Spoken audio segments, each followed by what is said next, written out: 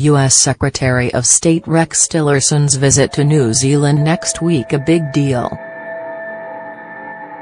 U.S. Secretary of State Rex Tillerson will meet Prime Minister Bill English in Wellington next week.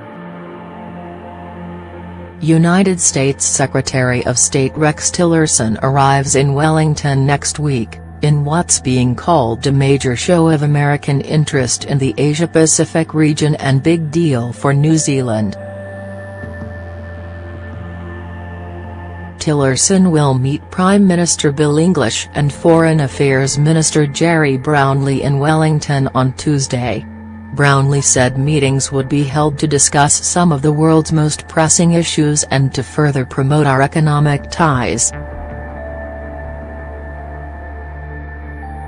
Observers said regional stability, counter-terrorism, and military commitments in Iraq and possibly Afghanistan would be discussed, as would trade issues including the afflicted Trans-Pacific Partnership, TPP. Former Defense Minister Wayne Knapp said Tillerson's visit was a pragmatic way to show continued U.S. interest in the Asia-Pacific, and a sign Donald Trump's insular campaign rhetoric was not translating into foreign policy doctrine. The Pacific Rim was the most important region in the world, Knapp said, being home to the world's two most powerful nations in the US and China. New Zealand can't afford to have one of them saying we're not engaged. New Zealand's fundamental interest, more than anything else, is stability in our region. Tillerson, a former ExxonMobil chairman frequently described as a hard-nosed realist, was widely traveled and one of the two most respected figures in the Trump administration, Knapp said. The other was Secretary of Defense James Mattis. Knapp said Tillerson had a keen, nuanced understanding of international trade. Defense issues were also on the agenda.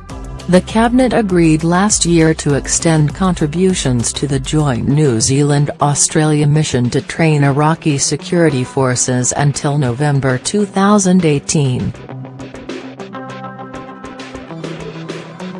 But the Trump administration has voiced desires for U.S. allies and partners to contribute more to defense arrangements. The trip was a big deal because for a long time New Zealand had no visits from anyone of significance, University of Auckland political scientist Stephen Hoadley said. Hoadley, Associate Professor of Politics and International Relations, would not be surprised if Tillerson asked English and Defence Minister Mark Mitchell to increase the Kiwi contribution in Iraq. I think Bill English and Mark Mitchell will be amenable to that, as long as it's not a drastic increase. Brownlee said no such request had been received, but if it was, it would be considered. New Zealand's contribution in Iraq has been significant and appreciated by our coalition partners. We're looking forward to having productive discussions with Secretary Tillerson. Deputy Prime Minister Paula Bennett said the visit was very important, though Tillerson planned to be in New Zealand for less than 24 hours.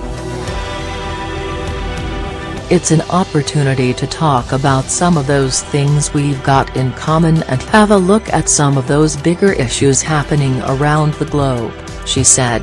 Tillerson will stop in Sydney on Monday, along with Mattis. The pair will attend the 2017 Australia-US ministerial consultations with Australian Foreign Affairs Minister Julie Bishop and Defence Minister Marise Payne. Details on the size of Tillerson's entourage were scarce, but he was expected to bring a smaller contingent to New Zealand than predecessor Hillary Clinton did in 2010. Clinton brought a delegation of 60, mostly advisors and security staff.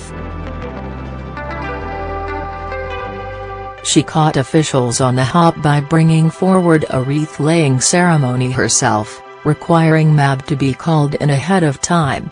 Tillerson will use a motorcade for most travel arrangements. But on major state visits, it was common for a dignitary's timetable, even on their arrival, to still be in a relative state of flux. It was unlikely Wellington's CBD would be shut down if Tillerson's convoy travelled through. During Chinese Premier Li Keqiang's visit earlier this year, police stopped traffic for about 15 minutes before his motorcade passed. Police would not say whether snipers or armed personnel would be deployed. Superintendent Chris Cahill said normal police operations in Wellington would be unaffected.